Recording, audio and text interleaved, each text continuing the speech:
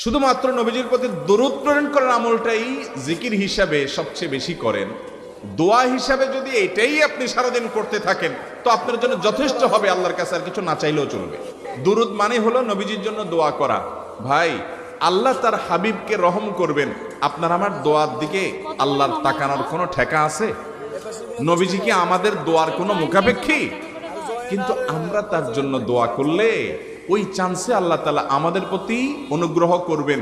একবার না, আপনি নবীজির প্রতি একবার রহমতের দোয়া করবেন, একবার দুরূদ পাঠ করবেন।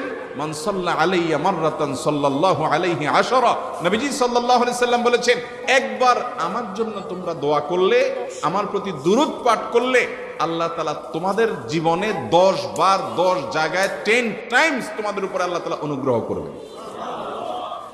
আপনি টেরও পাবেন না কত জায়গায় আল্লাহ অনুগ্রহ করেছেন। আল্লাহ বাঁচাই দিয়েছেন, একটুর জন্য শেষ হয়ে যান নাই। ওই যে দুরূদ পড়ছেন,